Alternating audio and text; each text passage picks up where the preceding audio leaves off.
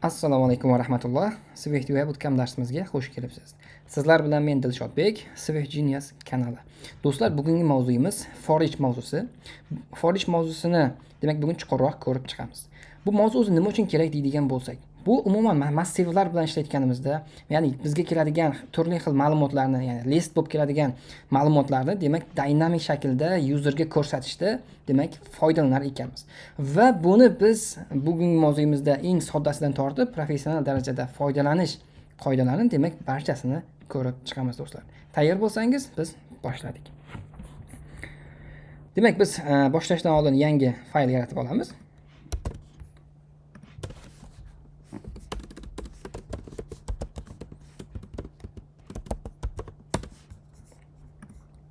Mana do'stlar, biz yaratib oldik.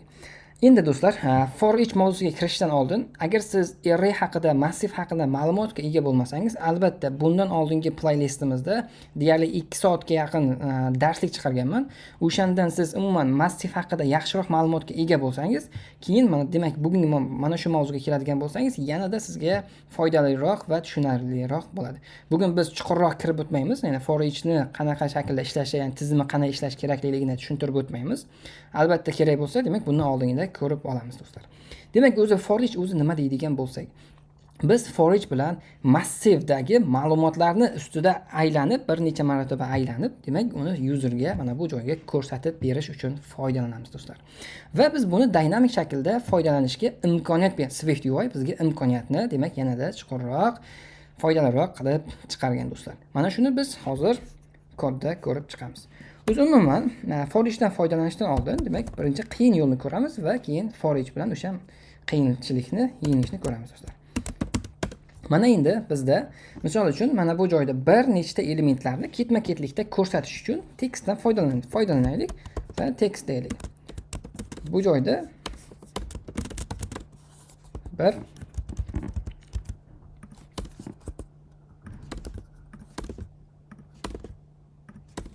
mana do'stlar, bizda mana shu raqamlar ketma-ketligini ko'rsatish uchun, demak, tekstdan foydalanyapmiz va tekstni obyektini bir necha marotaba chaqiryapmiz. Agar tasavvur qiling, sizda 100 ta shunaqa raqam bor deydigan bo'lsak, mana shu tekstlarni biz 100 marta chaqirishimiz kerak bo'ladi. Bu esa bizda kodimizda yanada tushunarsiz va juda ham uzun ko'rinishda, demak, kodimiz mana bunaqa xunuk ko'rinishga kelib qoladi do'stlar. Agar biz mana shunaqangi effektni chiqarish uchun, demak, bizga for each kerak bo'lar ekan do'stlar. Ana endi biz buni hozircha o'chirib turamiz. For each deydigan bo'lsak, buni foydalanishni bir nechta usullari mavjud, ko'rishingiz mumkin. Demak, for eachni data beramiz va bundan, demak, contentiga, demak, biz UI ni ko'rsatishimiz kerak bo'ladi do'stlar. Biz hozir mana shundan boshlaymiz. Bu joyga biz eng sodda ko'rinishidan boshlaymiz. Oddiy raqamlardan boshlaymiz. 1, 2, 3 ketma-ketlikda 10 deymiz. 1 dan 10 gacha bo'lgan raqam oralig'ida for aylansin va contentiga, demak, bizga for each har bir aylangan vaqtida mana bu joyda item qaytaradi, ya'ni bitta obyektni qaytarib beradi, raqamni qaytaradi va biz bu joyda text yozamiz. Textning ichida, demak, raqam deymizda itemni beramiz. Ana endi biz for eachdan bergan qiymatni tekstda ko'rsatib beryapmiz. Endi bizda xatolik beryapti. Demak, cannot convert value of close range int. Ana endi do'stlar, biz bu joyda e'tibor qilishimiz kerak. For eachni ichiga beradigan har qanday, demak, massiv, demak, mana bu ham hozir massiv hisoblanadi. Agar massivimiz identifikatsiyadan o'tmagan bo'lsa, buni biz shu joyni o'zida idlashimiz kerak bo'ladi. Buning uchun bizga, demak, id degan qismi bor va bunga /self qilib beramiz.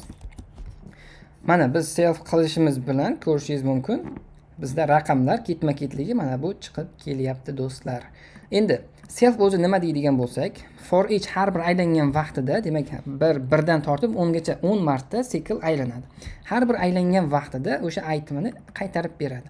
Mana bu item yoki biror bir element bo'lsin, ular idlangan bo'lishi kerak. Agar idlanmagan bo'ladigan bo'lsa, demak, biz ana o'shaning o'zini shu joyni o'zida idlab jo'natyapmiz. Shu id beradigan bo'lsak, mana bu joyda o'sha id bilan o'sha elementga murojaat qilishimiz mumkin bo'ladi do'stlar. Agar id bermaydigan bo'lsak, bu elementni topishimiz imkonsiz bo'lib qoladi. O'shaning uchun demak har bir element idlangan bo'lishi kerak for each bilan ishlaganimizda.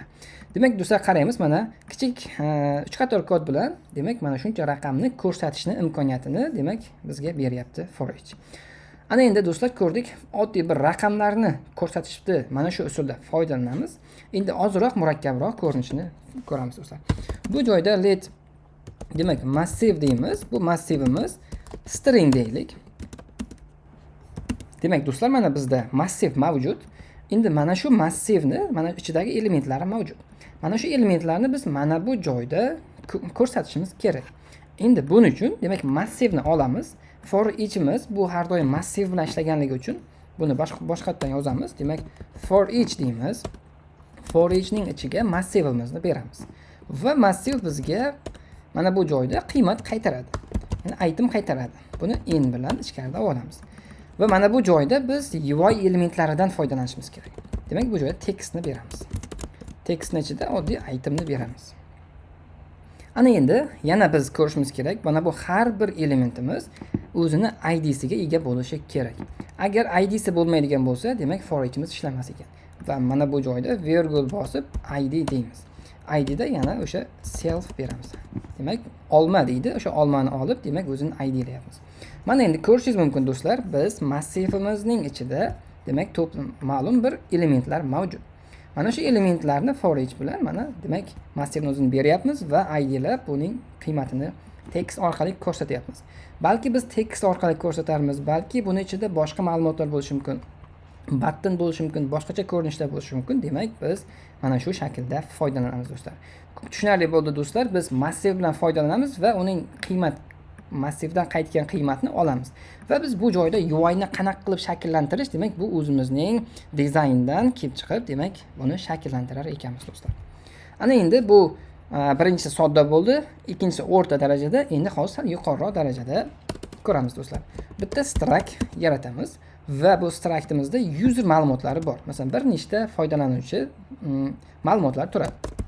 Bu joyda user degan bor, buning nomi demak name nomi bor, string, age bor, int va buni ismail degan booleani bor. Demak user degan my user deylik. Oldin ochilgan ekan. Bo'ldi. Mayli. My user degan obyektimiz mavjud. Endi bu obyektimiz mana bu joyda hozir foydalanamiz. Demak users deymiz. My users. Mana bizga taklif beryapti. Ana endi do'stlar, mana bu joyda userning ichida, array'imizning ichida demak my userni obyektini olib, bundan bir nechta demak array yaratib olyapmiz. Endi bundan to'g'ridan to'g'ri foydalanamiz hozir. Demak bu for each'imizni o'rniga mana buni beramiz. Va biz bu joyda ko'rishimiz kerak. Yana bir boshidan tuting. Bir boshidan boshlaylik. Demak this stackni ichida olyapmiz va for each. Ana endi do'stlar, biz for each'dan foydalanayotganimizda mana bizga yana xatolikni beryapti. Endi demak do'stlar, mana bu xatolikni ko'radigan bo'lsak, bu xatolikda siz mana bu demak my user degan struct mavjud, ya'ni obyekt mavjud. O'sha obyektimiz demak identifiable bo'lishi kerak. Agar biz mana bu obyektimizni array ichida foydalanyapmiz. Bu degani endi mana bu har bitta obyekt o'zi idlangan bo'lishi kerak. Mana bu joyda demak id deymiz. Nuqta self bosamiz. Boya biz har bir masalan mana bu uchun berganimizda to'g'ri ishlayotgan edi. Endi bu joyda xatolik beryapti. Chunki siz mana generic struct for each requirements that confirm to hashable. Endi bu joyda self qilishimiz to'g'ri emas. Chunki bu obyekt. Obyektning ichida bir nechta yana buni fieldlari mavjud. O'shaning uchun demak bizning mana bu obyektimizni o'zi identifiable degan demak mana identifiable degan protokoldan implementatsiya olgan bo'lishi kerak deydi. Endi identifikatsiyadan implementatsiya olgandan keyin buni o'zini idsi bo'lishi kerak. Idsi demak UUID deydigan bo'lsak, bunga oddiy UUID beradigan bo'lsak, id'sini beramiz. Mana shu orqali biz obyektimizni mana bizda berilyapti. Obyekt bu masalan professional darajada, demak real loyihalarda xuddi shu ko'rinishda foydalanamiz va har bir obyektimizni for eachda foydalanish uchun u identifikatsiyadan o'tgan bo'lishi kerak va buning har bitta modelning o'zini id'si mavjud va biz bu id'ni mana bu joyda foydalanyapmiz. Mana do'stlar, biz tartibga keltirib oldik.